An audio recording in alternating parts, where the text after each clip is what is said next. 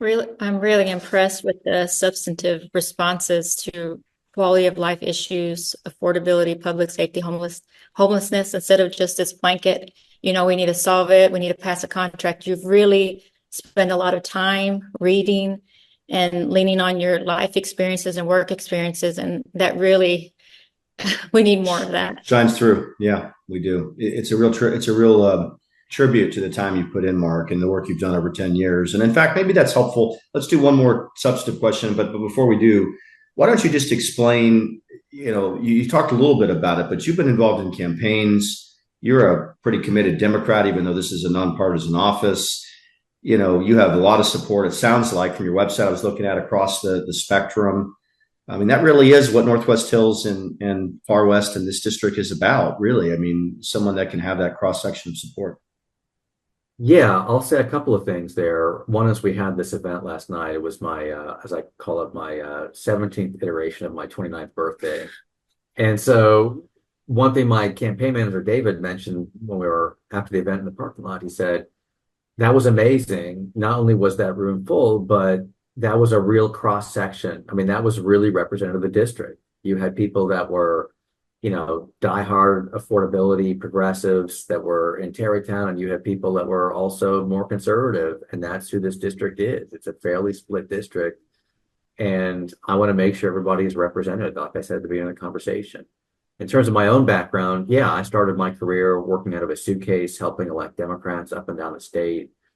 I worked in a lot of state house races. We unseated, 5-term incumbents. I lived out of I was in Corpus for a year. I worked in Dallas, Fort Worth. I worked on mayoral stuff in San Antonio. I was all over the place, really trying to make up for lost time in a lot of ways because of some health issues I've had. And that was a great way to get as much information and exposure and experience as possible in a short period of time. I came back, I worked at the State Democratic Party and the Texas Progress Council. And then again, I made a move to just, again, capture as much different experience as possible. I quit entirely. I went back to school.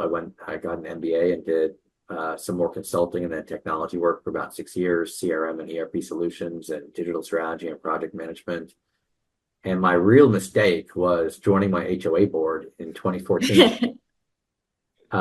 That's what sucked me back. It's sort of like the last person to say no.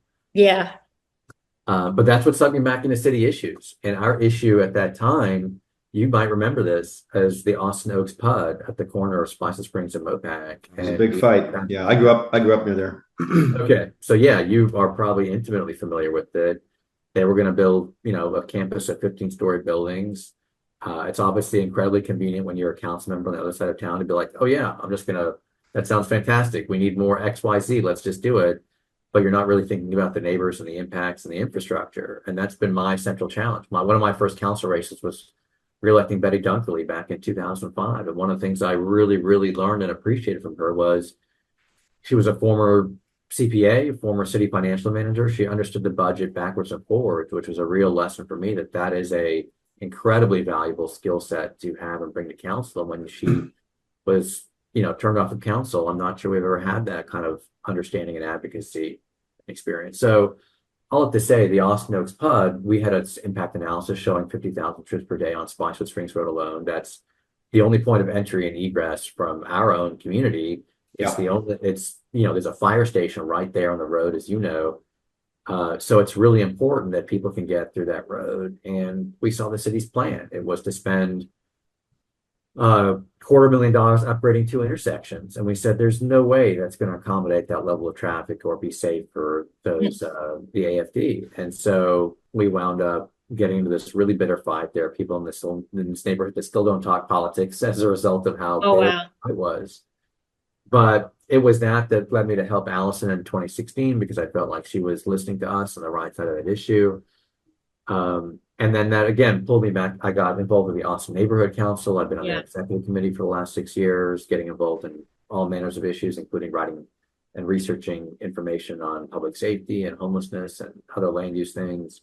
So that's been part of what's helped keep me informed, because one of I think the central challenges we have in the city is informing people about what's going on, giving them just good data, good information, reliable information that's not weaponized or partisanized. about issues that impact them, all those quality of life things that we've been talking about. And there are some local papers that do, I think, a good job. There are some affiliates that do a good job. But on the whole, we've seen the Statesman kind of hollowed out over the years. Our main source, we used to have beat reporters there that have been there for decades that understood the city backwards and forwards.